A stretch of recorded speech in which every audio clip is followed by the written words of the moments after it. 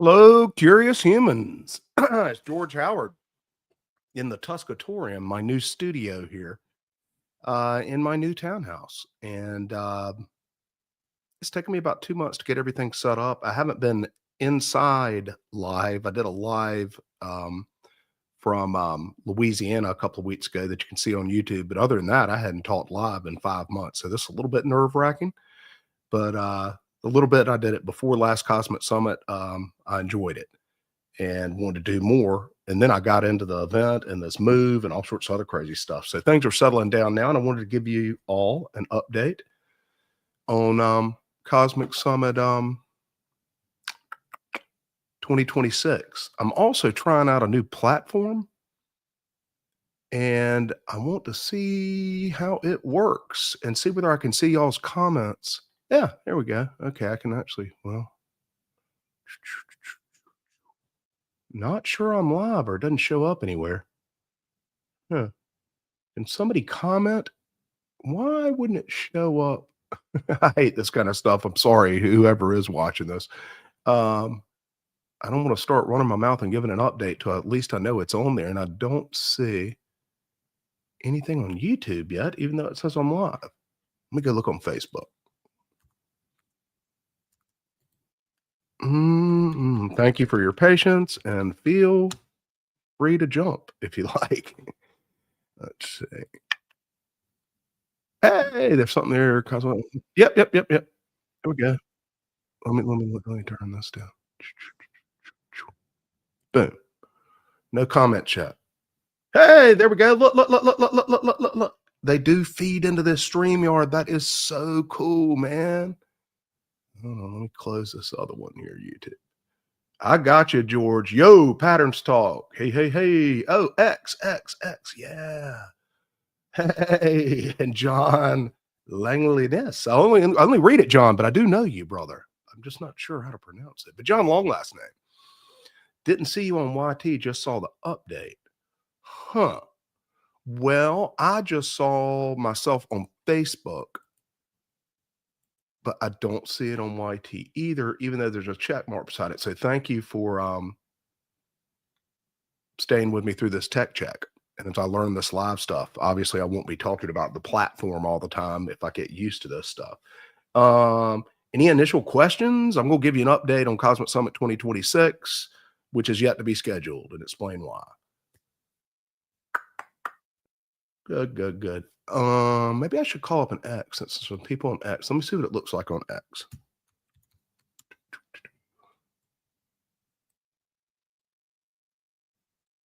How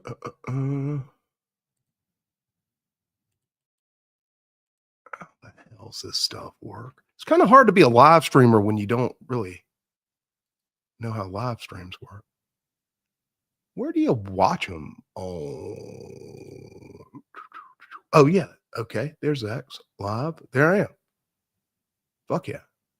17 people watching. Hey. How you doing? How are you doing, George? All healed up?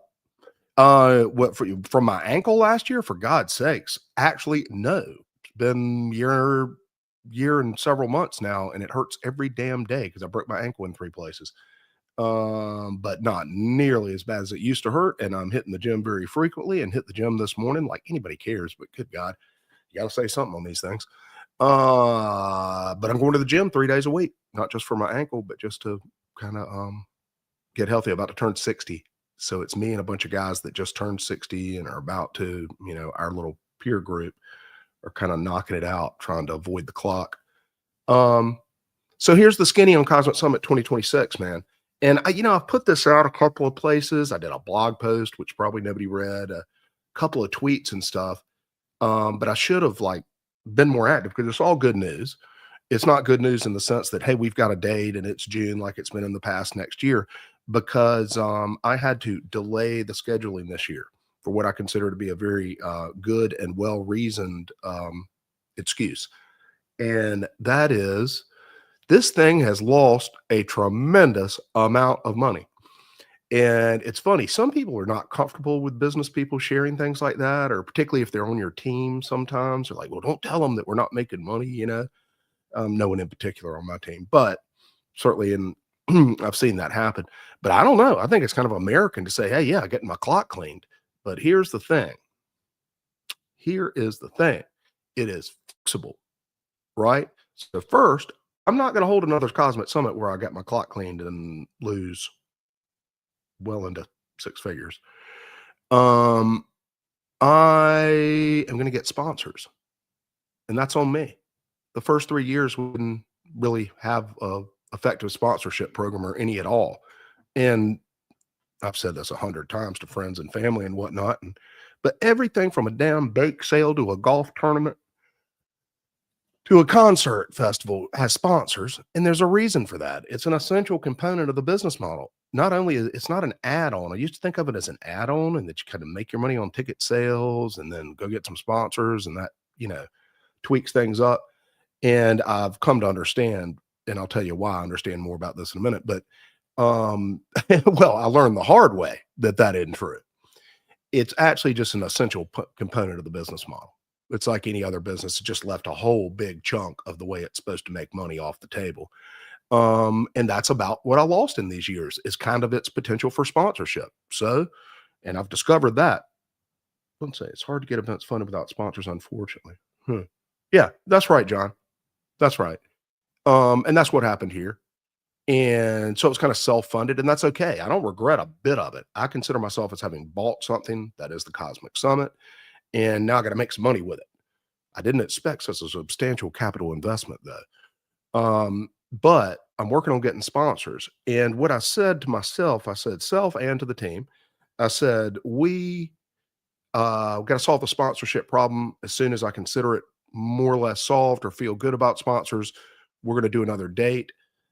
I can't do the date before then, because then that puts you in a box. When you sign those contracts, they know backing out, basically, right? So you're already into it for a bunch of money. So I didn't want to put a date out there and then hope for the best and do what I'm doing on sponsorships.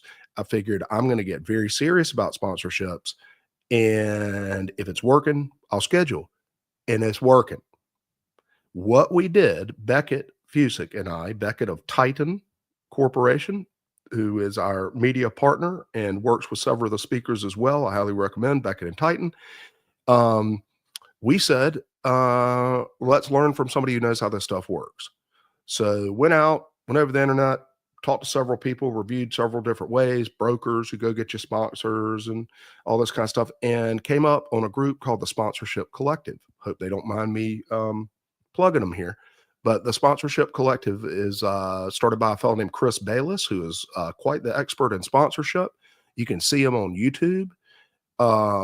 And Beckett and I bought a white glove, government grants. Good point. I had somebody tell me that about state of North Carolina government grants. I need to run that down too. Yeah, thanks, Autonomous Collective. So we went to Sponsorship Collective and we bought their white glove training service. And I have managed to avoid, in a 30 whatever year career, ever being trained. So I'm not really big on training, but I bought a training course, and we're getting the hell trained out of us on this stuff. There's so much to sponsorship. My God. I mean, we were babes in the woods, and I knew that. But there's nothing like talking to people who have, and all of these people, the trainers at the Sponsorship Collective, hold events themselves and have held successful events and kind of been down this road. And there's a lot to it. Now, it's not too much. It's a lot of lingo, and it's some legwork and some homework and some due diligence about your own event, all of which is called for anyway.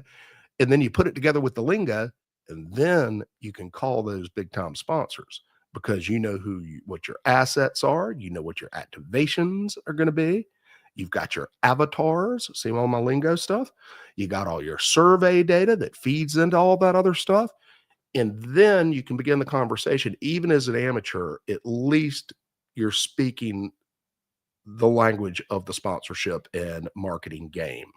I don't think they expect you to be a marketer and be an expert, but they expect you to be a damn expert in your own event. That makes sense. So, for instance, and I've actually done this in my limited attempts to get sponsorship, I've called, put somebody up, says, well, what kind of people you get? And I say, well, everybody. because that's kind of true with the Cosmic Summit. That's the worst thing you can possibly do, it turns out, when seeking sponsorship and marketing potential from your thing, because even though it may seem like everybody, they don't want to hear it's everybody. No marketer markets to everybody. They market to who they want to market to, and it doesn't have to be your entire audience, but you got to let them know you're there. So Beckett and I are now weeks into this thing, a couple of months into the training, and we just got to the valuation stage where we know how much sponsorship we're going to seek. And next week we actually go into lead generation, and well, it'd be about 2-3 weeks actually, lead generation and making calls. So say you get a little of that done before December, and then I always like that week after Christmas. Hopefully people working, but say 2 weeks after that. Let's see. Hey, Mike and Dave's Multiverse, what's going on? Is that Brittany or is that Mike or Dave?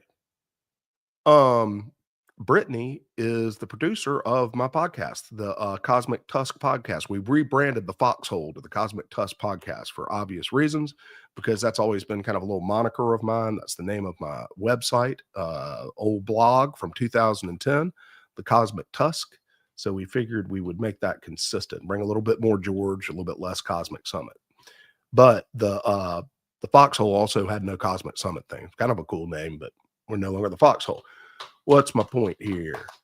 So that's Brittany, and she is helping me produce the podcast, which is way above my raising. I do not deserve to have a producer, but just because of some fortunate relationships I have with Beckett and others, we were able to work that out.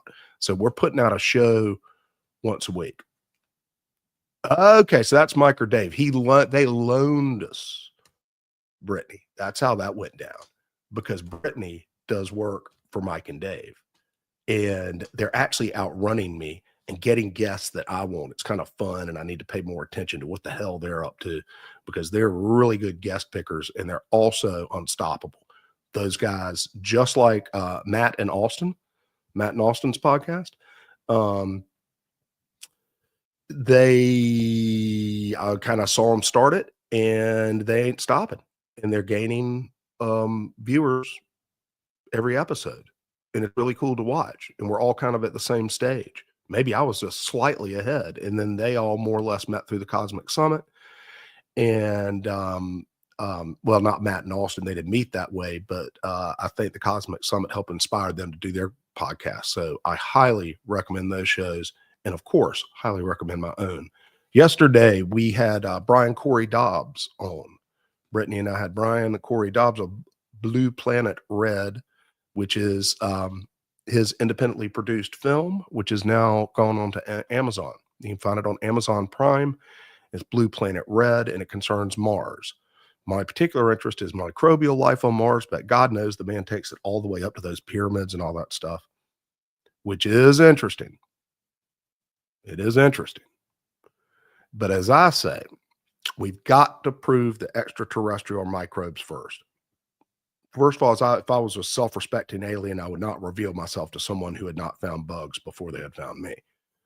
Second of all, now I meant to say this yesterday, but I find it quite interesting that that if you polled Americans, you would find that probably a large number of people would agree that aliens have probed people's anus in their bedrooms.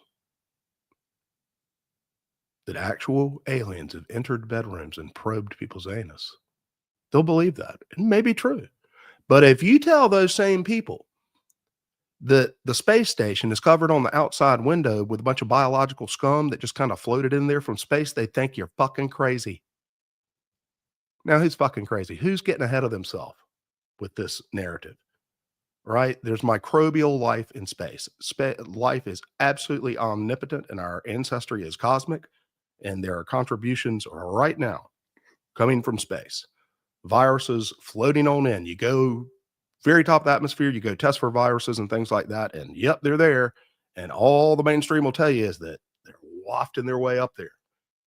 And then, as people who have heard me on podcasts know, I talk about it constantly. I think it's the biggest story that's never gone anywhere. The Russians found them with a tampon. They went and swiped the outside of the space station window, and found a bunch of biological material, some of it infectious. So yeah, that's kind of me and Brian Corey Dobbs of Blue Planet Red. We are radical panspermists, and we share that. And then he runs it all the way down to the rabbit hole with the giant pyramids on Mars and stuff, which is cool. Let's see, what else can we talk about? What have I been on here for? Where do you see how long you've been running your mouth? I don't know. It's going to take a little getting used to on this thing.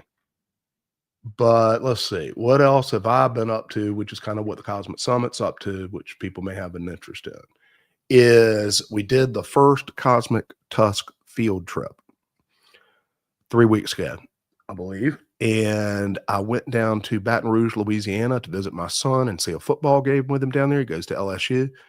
And I killed 2 birds with 1 stone and went out and visited the farm of my very good new friend, Robert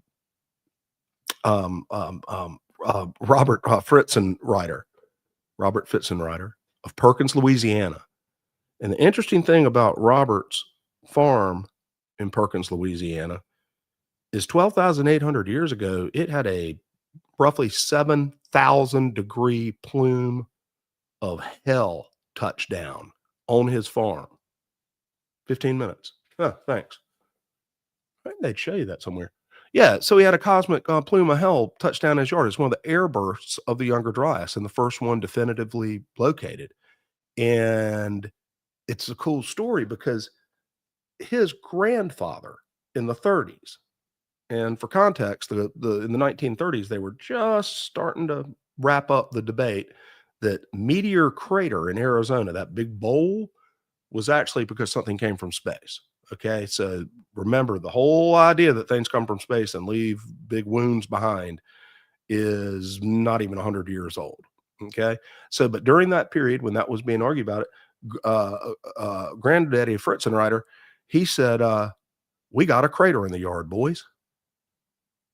A crater, right? He thought something came from space because he knew his land and he knew his neighbor's land, and his land was different because his land had a bunch of melt glass and a weird depression in it, and a lot of things just didn't fit on the Fritzenreiter farm.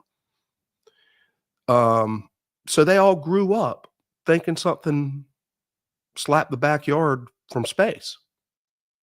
And in 2013, he contacted the Comet Research Group. I was on the emails and tried to get out and see him because I wanted to see. He's also got Mima mounds or pimple mounds on his property, which seem to be related to the impact somehow. That's another mysterious geological feature, kind of put it in the category of Carolina Bays. Look up pimple mounds. It's pretty weird. And he's like giant anthill things. They're not anthills, but, you know, hills, pimples all over the landscape, and kind of weird formations like drumlins are up north, where you can see something is organizing this, but it's hard to tell what. So it's always been mysterious what causes the pimple mounds. And there they are on his farm. So I wanted to go out and see those in 2013, and also wanted to see the other impact evidence. And then as things go with the Comet Research Group and the publication of this kind of evidence, it took, 12 years? 12 years to get it into print, because you ain't got enough money. Nobody's got enough time. Everything, for the most part, by the Comet Research Group is done part-time. Free pimples, huh? Plasma Blast. Afternoon, George. What's up? Screwdriver Tuning. How you doing, brother? So pimple mounts. Yeah. So it took 12 years to get that paper published. And get all the data in. And I highly recommend it. Go to our journal, Airbursts and Cratering Impacts. Airbursts and Cratering Impacts.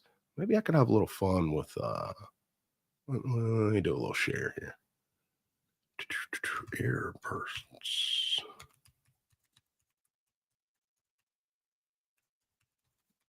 If anybody's watching this on Facebook, please let me know in the comments, so I'll know that 1, it's on there, and 2, that they go through to StreamYard, because we have, as of yesterday, not that I check every day, but I did catch this number, 333,000 Facebook followers, man. If you had told me that a couple years ago, I wouldn't have believed it. Well, maybe I would have because I'm hopeful for this stuff, but I am still pleasantly surprised at the growth of our social media. And over time, that'll help balance the financial ship as well. Doesn't come close now, but so we got 1/3 of a million Facebook followers, and I don't know, like 175,000 YouTube followers. So between those two, that's over 500,000, and then you pile in the other ones, that gets us over 750. So we are approaching sometime next year having 1 million followers of the Cosmic Summit, which is damn cool. Damn cool. So I went down there, I saw Robert, and it's my first. I'm sorry to be treating this as a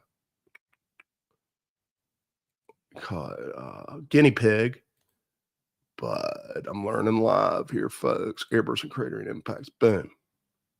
So here's StreamYard, and I'm going to bring that in. Look at that. That's pretty slick.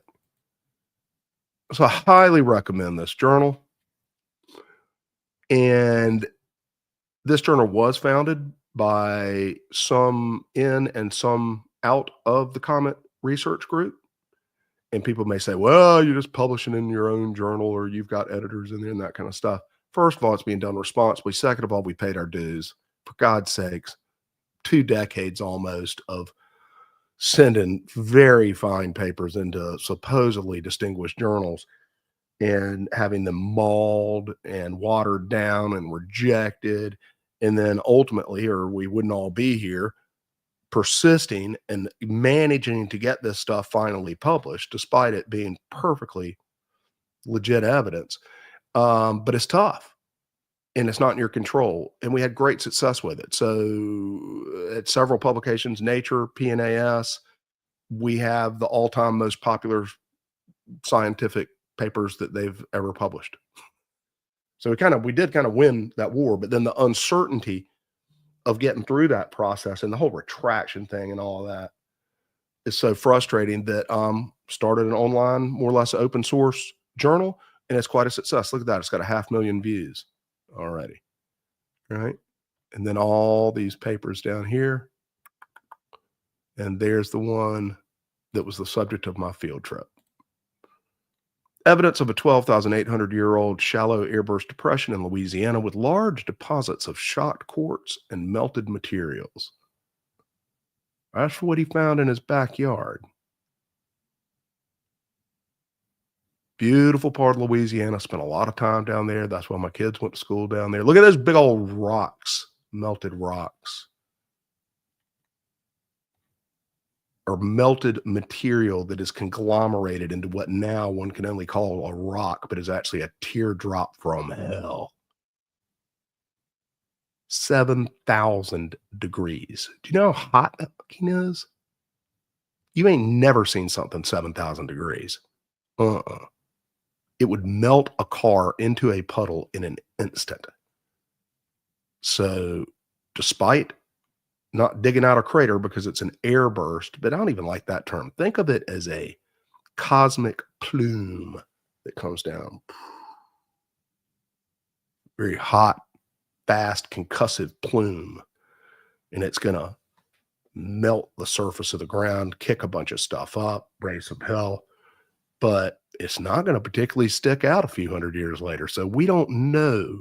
First of all, there was no protocol for finding these sites. So isn't it cool that now there's kind of an approach and a suite of evidence, and now you can look for them elsewhere because there are a hell of a lot more of these sites than there are craters out there.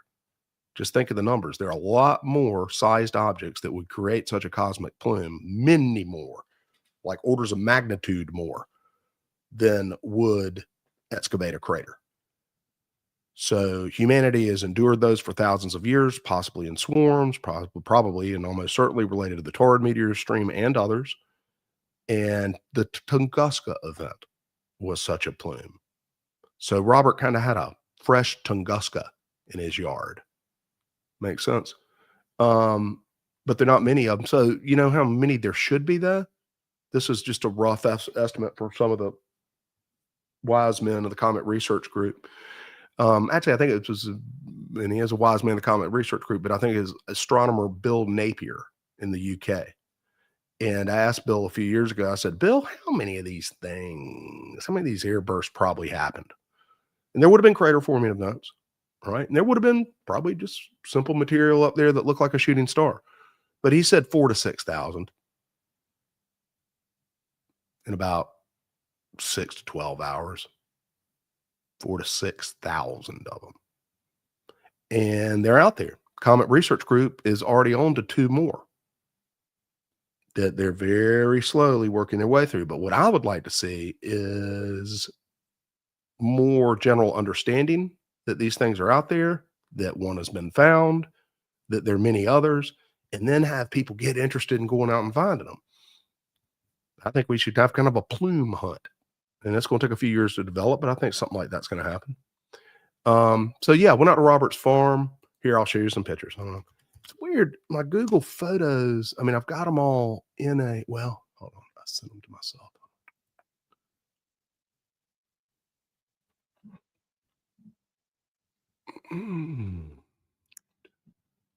Huh. Didn't come through. Okay, let me get a Google Photos. So how many people we got watching now? Let me go back to StreamYard here. The Feathered Serpent. Chris Cottrell. What's up, man? What's up? Need to have you on the Tusk. Huh. George, okay, Screwdriver. Did you? Yeah, let me go to some comments, y'all. Let me shut this off and shut myself up for a minute. Okay. George, did you see my post in the Discord about the plasma blast in North Carolina? Chris said it wasn't scientific, but I thought it was a great potential high impact location. Screw, I tell you, man, I did not. And I need to get back on the Discord some, man. But I'll go track it down and see what you're seeing. That's cool that you think there's something in North Carolina. There would have been something in North Carolina. I mean, 4 to 6,000. You think it missed us? Not.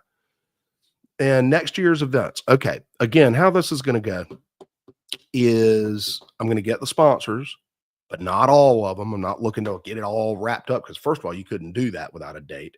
But if we get some good warm and fuzzies from these people and it looks like it's going and say we got some tentative commitments, boom, I'm going to schedule another Cosmic Summit. Now, the thing is, if it takes till, I don't know, February to get warm and fuzzy, we ain't going to have it in June, right? There's just not enough time.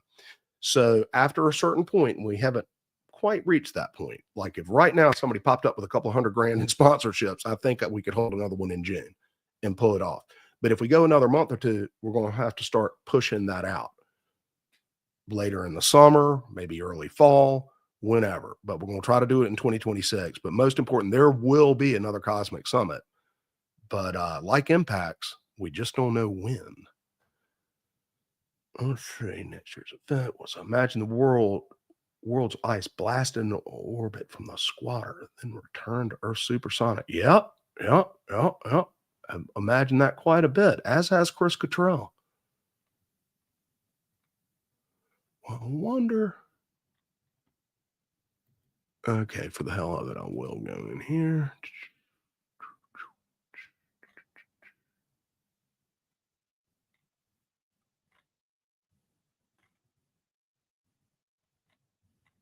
And try to call up some of these Louisiana photos. Sorry.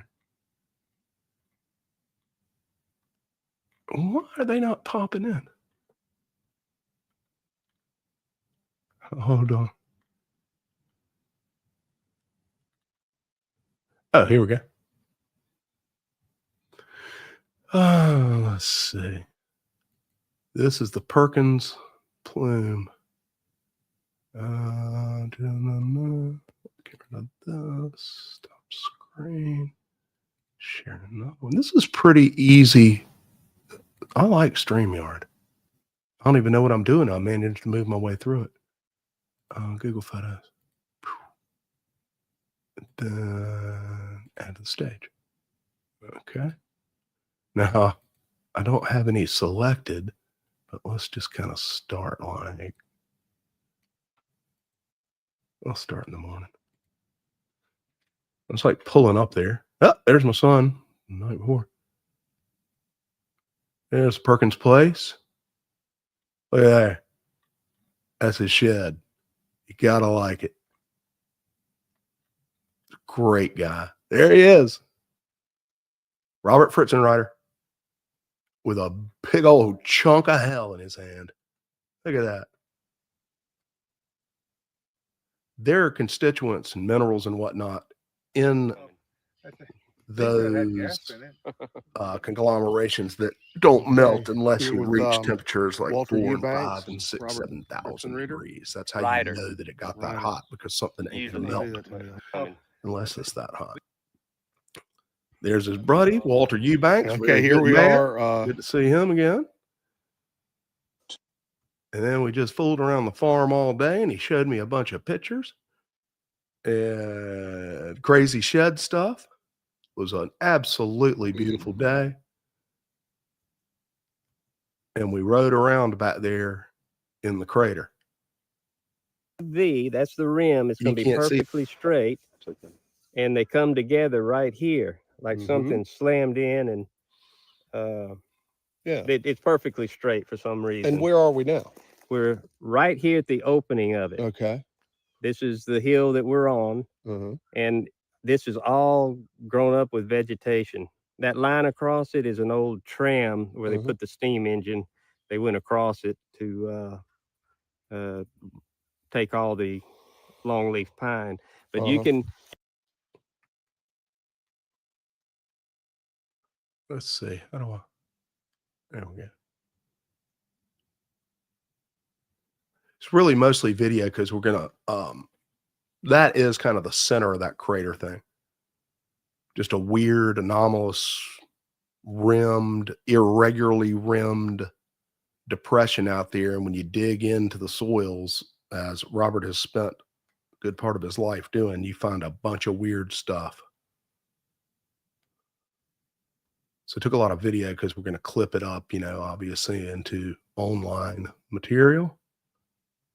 I think this should have been a good one. Huh. Why can't I hear him? Yeah. And he said it's a... Tell me about contacting this scientist at nearby. No, he was just a professor at the local university, and he said it's a sinkhole. Now show me what you got. And he didn't want to look at it. He wasn't interested. He said, I know all about it. Don't go in it, you might sink. And things, I just didn't feel Chris, you when are was this? Facebook. This was about 18, 19 years ago when I first started.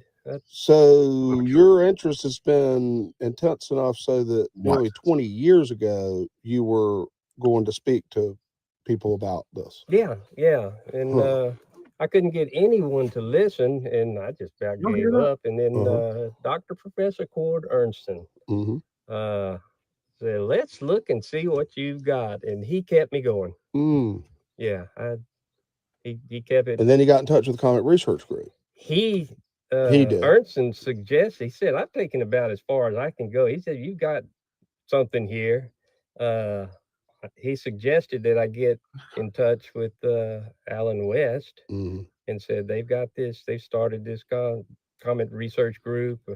And so I did, and the rest is history. That's right. And I was on some of the emails back then and was supposed to come out and see the Pimple Mounds 13 years ago. You stood me up 13 years ago? I stood you up 13 years ago. Okay. I was very busy, Robert. Very busy. As you can see, he's a great guy. I mean, somehow, just the way the world conspires, you're not going to have the smart as shit rural landowner that knows he's got something like that, and he's going to be less than a fascinating, interesting, intelligent, good old boy. And that's what he was. So, okay, let's see. Any other questions? This was a good little first run of live. I'll have to go back and see whether anybody watched. I know some people watched. About a third of them are friends, which is kind of cool too. Anybody's got any questions, happy to answer it. Otherwise, I'll be checking out here in a second. Let me go see what we got, what it looks like on YouTube. And I'll try to do some live streams with other people too. I want to do more of that. Not just sitting here running my mouth. Yes. YouTube, my channel. Huh. I see I'm still not up there live. I don't know. Maybe it just didn't go to YouTube. And let me see Facebook. Wow, look at, whoa, it did go there. Shut myself up. Huh. Well, we got more followers on Facebook than we do YouTube. So, but we only got 7 viewers, 333,000 followers, and we have 7 viewers, which is just fine. Love all 7 of you. Got a phone call. That might be a good time to say over and out and tell you how much I think of everyone that has liked, shared, and followed this subject and this event, the Cosmic Summit. We're going to do it again, and we're going to keep it up. We're going to keep pushing out this interesting content that's so fundamentally and profoundly important to our past and our future. And we're going to have a good time doing it. Thanks, Peter Shell. Okay, guys, I am going to jump off now. I'm not even sure how long we went. Look, we got 137 people watching from something. Huh. I guess that's cumulative. I don't know, but that's pretty good for a live stream. God, I'd love to be in a room talking to 137 people. Sounds a little egotistical or whatever, but I guess I'm just saying, if you're going to talk to people, 133 people or something, that's a lot of folks. So I appreciate it. I appreciate you tuning in. Please hit the little notification button, little bell. I promise I won't be doing this all the time, but it'll let you know when we do go live. And I'll just wrap up to say there will be another Cosmic Summit, but just like Cosmic Impacts, you know they're coming. You just don't know when, right? So stay tuned, and we will know when this one is. And I'll try to let you know early as I can, perhaps in next year. So y'all take it easy. Have a wonderful Thanksgiving. We all have a lot to be thankful for, don't we? Okay. Good afternoon.